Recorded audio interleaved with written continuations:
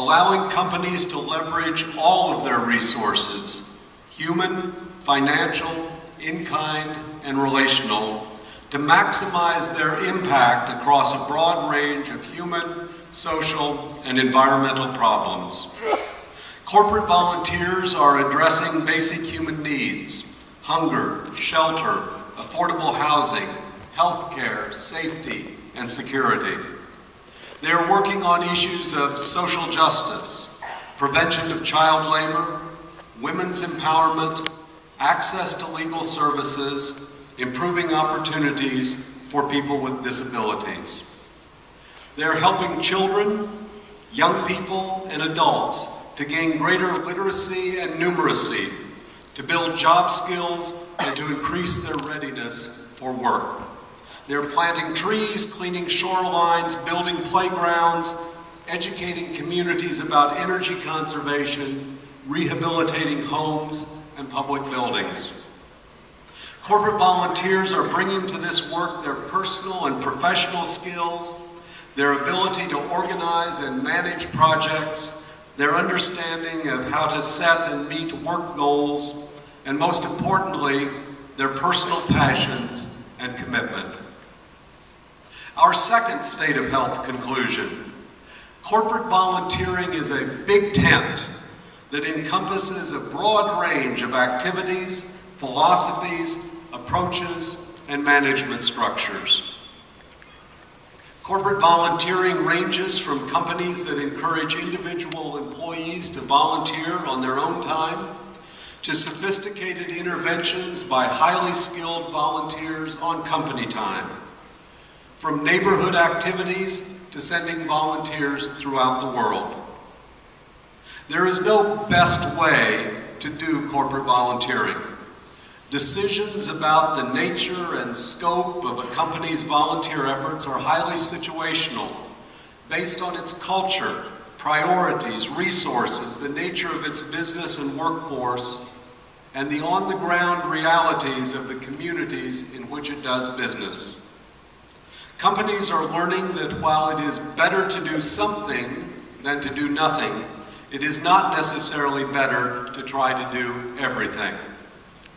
Our third state of health conclusion: there are regional and cultural variations in how volunteering is understood and practiced that shape and adapt corporate volunteering to local realities. The desire and willingness to help is universal. Volunteering in some form exists in every society, among people at all economic levels, of all political persuasions, of every religious and ethical belief. But even in a globalized world, there are regional and cultural differences in what people value, how they behave, what they consider appropriate and inappropriate. Those differences extend to the practice of volunteering and thus to corporate volunteering. Our examination of the state of health of corporate volunteering was only part of our work. We also set out to learn how global companies organize and manage their volunteer efforts.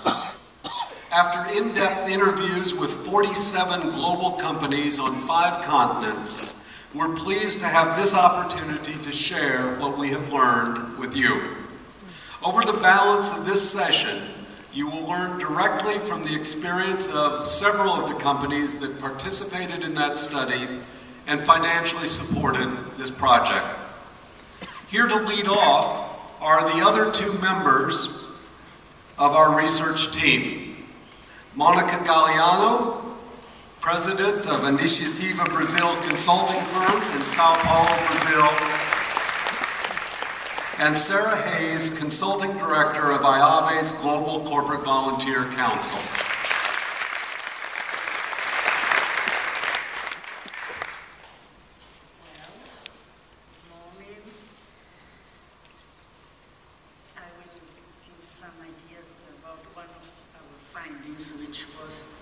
Inspiring practices from among the companies. Sorry for my English.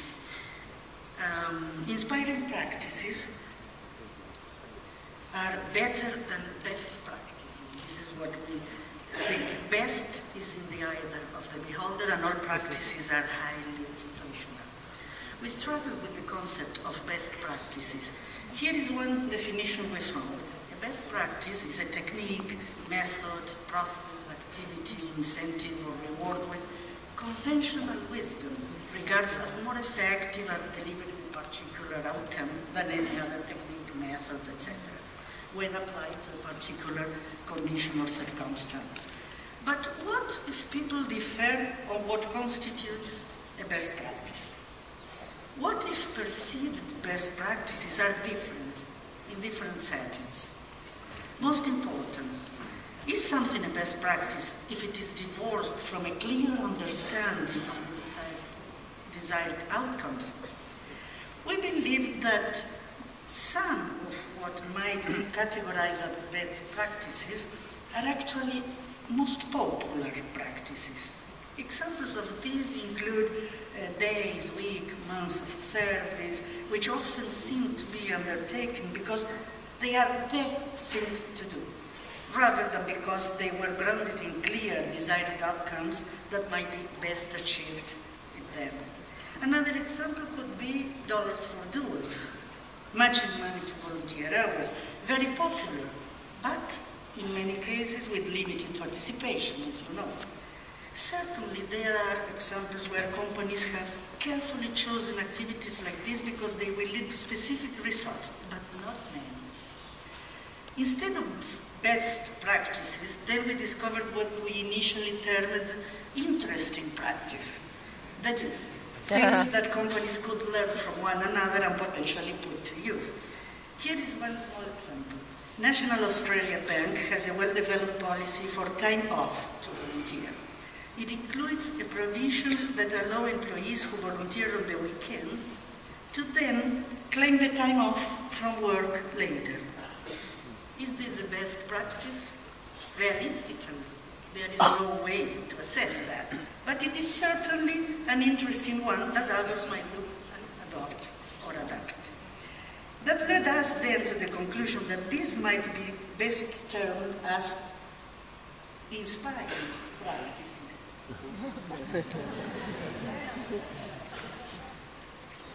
Because of their potential for adoption or adaptation. And here are very little and very inspiring practices from some of our companies. CNA, for instance, they make a map making, a cartography project. What's that?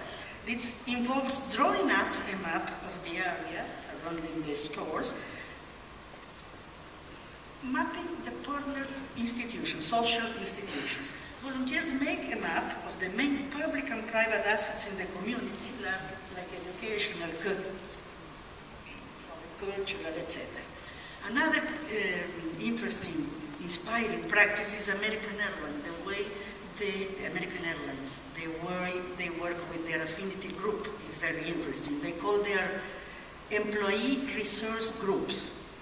And they encourage all kinds of groups to form, including religious. They have Jews, Christian, Muslims, etc. They have the usual suspect, Hispanic, African American, and LGBT, but encourage all types. Every one of their employee resource group has a community service aspect to them, sometimes addressing the needs of that special community. American Airlines take these groups very seriously when management, talking about management. For instance, it was because of the Muslim resource group that they began to serve halal meals on flights, for instance. And closing my remarks, Salesforce, they like that when their CEO runs a sales meeting, he asks everyone that has volunteered since the last meeting to stand up. And apparently, there are very few who remain seated in these meetings. Sarah, please. Thank you very much, Monica.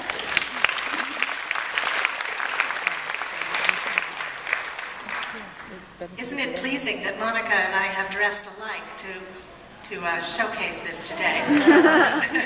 We did not talk about this, but it was meant to be. One of the things that has come out and come to light with our research is how very different, the philosophies that some of these companies actually are engaging when they start their operations. It's very interesting to see that they're based on variously different models, such as a business model, which is really concentrating on bringing value back to the company. There are some that are very strictly social service models. I think for one of BHP Billiton, who was very, very connected to the on-ground local communities, and there's very little business connection other than supporting those employee efforts.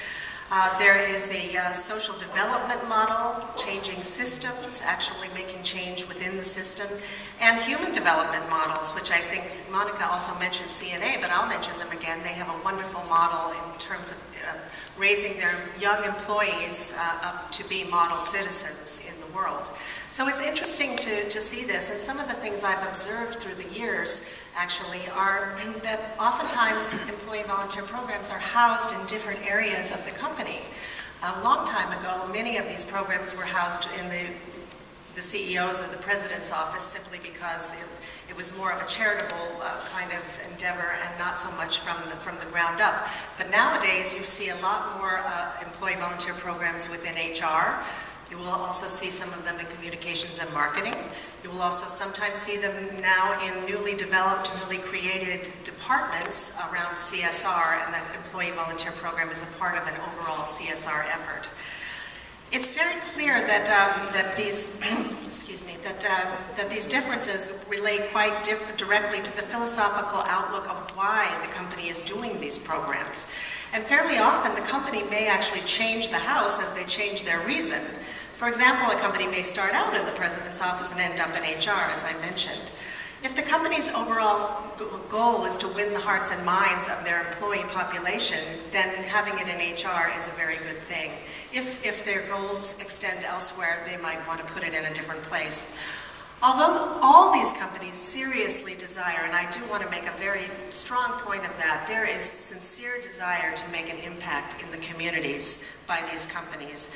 How these programs are carried out can depend on a number of factors, including their business focus, and their company priorities, their company culture, and other types of differences that drive a company. What works best in one company is not necessarily going to work best in another, which brings us back to Monica's talk about inspiring practices. It's a big tent, a lot of things going on, a lot of different models. No two companies are alike, and the most important thing is that the program aligns with what your company's values truly are. Additionally, when a company is considering globalization of their programs, it behooves them to remember that while overarching philosophy and the basic framework of the program may be designed at the top, much of the actual activity will take place at the local level. Successful programs tend to be easily adapted throughout the company and based on values that can be embraced by all and address the realities of different communities around the world. Thank you.